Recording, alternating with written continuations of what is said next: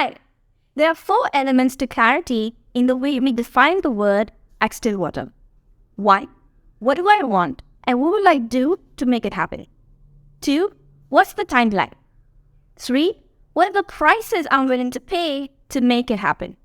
4. Why is it important to me? Now, our words are our thoughts made visible.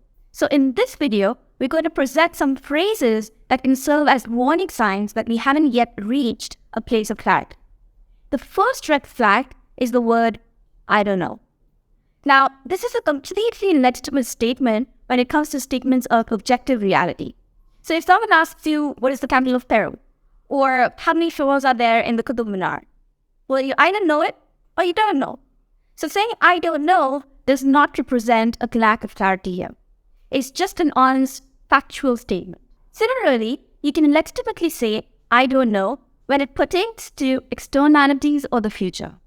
Is Brazil going to win the World Cup? I don't know. But if you say I don't know about things that lie within you or within your control, then saying I don't know signifies a lack of clarity in the way we're using the word. I don't know how I feel about him. Well, if you don't, then who does? Sometimes we say I don't know because of fear.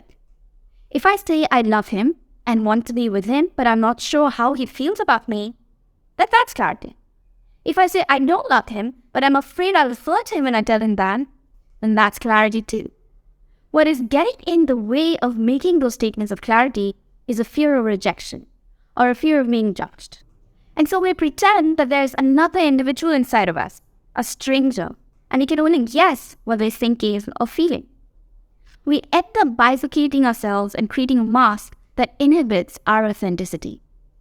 Another way we avoid our fears is by being vague. I want a job that is meaningful and rewarding. Now, this is the definition of superficiality because, well, who doesn't? But when I say, I want to be a marketing director of Unilever by the age of 40, based out of London, then I just made it real. And that's scared. Because it might not happen. Because you might fail. Because you might be disappointed. Because you might be hurt. Because people might think you're delusional. Because people might think you're arrogant. Because you might make sacrifices that you regret later on. You need courage to reach a place of clarity. Even if you're not being vague about what we want, our fears might have us insert qualifiers like, I guess that would be nice. Or maybe that's something I'd like to do. We act like we don't know what we want, what we feel, what we think, what we believe, what hurts us, what inspires us. We say, I want to get to know myself better, learn more about myself. I want to understand myself. The view we are presenting here for your consideration is that there is no stranger here to interrogate. It's just that we're scared to acknowledge them. And this may be something that doesn't resonate with you. But part of this program is going to be throwing perspectives at you that may not match the ones you currently hold. And our point of view is that if you ask yourself the question, do I want to go on a journey where my beliefs are challenged? Then the answer cannot be, I don't know.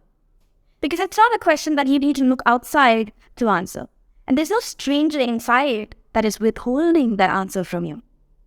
If you want to know what you want, you just say the sentence, I want, and then complete the sentence. The words that come out only come from one place, you.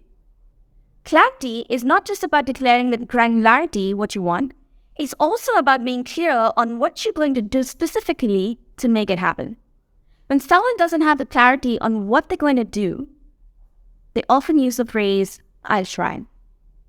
I'll try to convince the finance team to release the payment to the vendor. But the phrase I'll try indicates a lack of confidence. So clarity comes from splitting the phrase into I want and I will. I want the finance team to be convinced to release the payment to the vendor. So what I'll do is I'll call the head of finance and let them know that the vendor has called 3 times, short of the emails with the contract terms that commit us to paying, ask them for a timeline by which they can release the payment. If they don't seem convinced, I'll speak to the finance director and let her know the situation. I want refers to the outcome that may or may not happen. And will refers to the decisions that are within my control. Sometimes we try to create false confidence by replacing the words I try with I will. And that again indicates a lack of clarity. For example, if I tell my boss, I'll try to achieve my target of 20 crores, and he raises his eyebrows and says, try, then I might assert more forcefully and say, no boss, I will achieve my target of 20 crores. The obvious question is how? Just by changing the words I'll try to I will doesn't mean you've magically got clarity. Again, for clarity, you need to break up the fake confidence I will into I want and I will. I want to consistently achieve my yearly target of 200 crores. So what I'll do is appoint a new distributor in my biggest contributing city by the end of the month. Now that's a lot closer to clarity.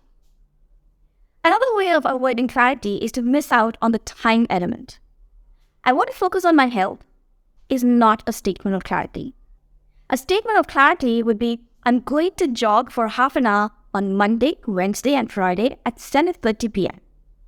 I want to spend more time with my family is not a statement of clarity.